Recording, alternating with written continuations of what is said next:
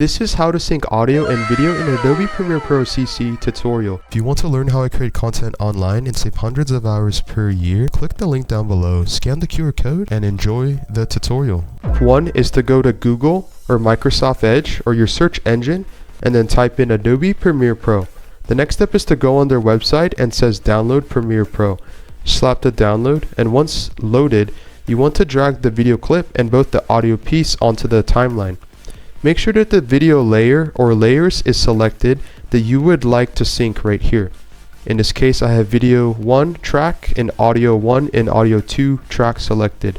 The next step is to highlight both the video and the audio track. Right click and then click synchronize. And then make sure that the audio option is checked and that the track channel is your choice. But in this case, I'm going to choose the third option, which says mix down, and then click OK.